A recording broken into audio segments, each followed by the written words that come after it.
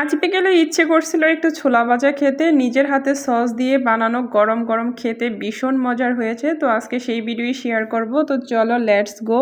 Hello everyone, আসসালামু আলাইকুম। কেমন আছেন সকলে? আশা করি ভালো আছেন। আর আলহামদুলিল্লাহ বেশ ভালো আমিও আছি। জীবন হলো একটা রহস্যময় উপহার যা প্রতিদিন নতুন কিছু শেখায়। এটি কখনো সহজ কখনো কঠিন, তবুও প্রতিটি মুহূর্তে এর মাঝে লুকিয়ে থাকে অর্থ।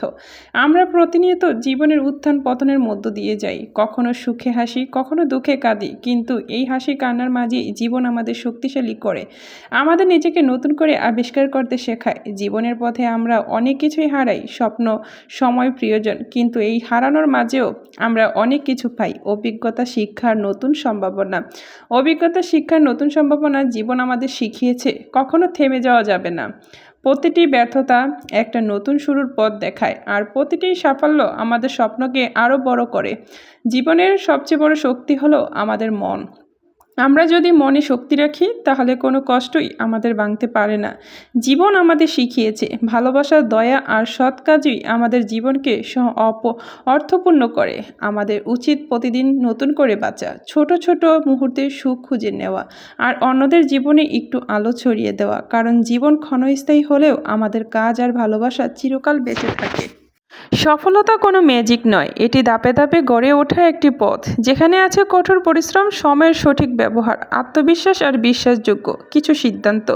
জীবনের প্রতি ধাপে আমরা হয়তো নানা বাধা, ব্যর্থতা বা কষ্টের মুখোমুখি হই, কিন্তু সেই কষ্টই একদিন আমাদের সফলতার গল্পে রূপ নেয়, আর সেই গল্পগুলোকে আরও অর্থবহ করে তোলে আমাদের ভাবনা, মনোভাব ও অনুপ্রেরণা।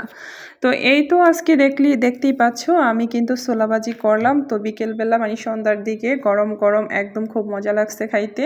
তো এই যে আমার নিজের হাতে সস বানানো, আমি খুব সুন্দর করে সস বানাতে পারি, আর সসটা মাশাআল্লাহ খুবই টেস্টি হয়। একদম মানে কি বলবো, দোকানের মতোই পারফেক্ট হয়, আর খেতেও খুব ভালো লাগে। আসলে কি বলবো, আমি যে আস্তে আস্তে এত পাকা রাঁধুনি হয়ে যাচ্ছি সেটাই তো ভালো লাগছে।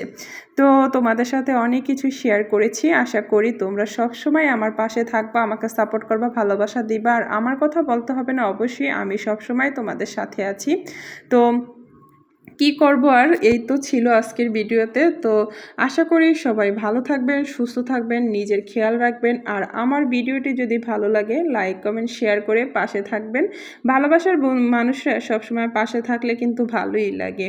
তো এই তো বাইরে বের হয়েছিলাম, আসলে হসপিটালে গেছিলাম, আমার একটু সমস্যা ছিল। তো আলহামদুলিল্লাহ সবাই দোয়া করো আল্লাহ যেন সব সমস্যা থেকে দূর করে।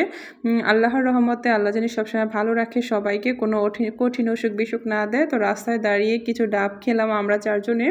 এই তো আমার ছোট্ট পরিবার, 2 ছেলেকে নিয়ে, স্বামীকে নিয়ে এই তো চলে আসলাম আমি হসপিটালে। তো এই তো হসপিটালে আমার বেচারা স্বামীর জন্য আজকে বেশি কষ্ট হইতেছে, বেচারা লাইনে দাঁড়িয়ে থেকে কোনো পাত্তাই পাচ্ছিল না। তো আজকে এ পর্যন্তই, সবাই ভালো থাকবেন এইটুকু আশা করি আপনাদের কাছ থেকে।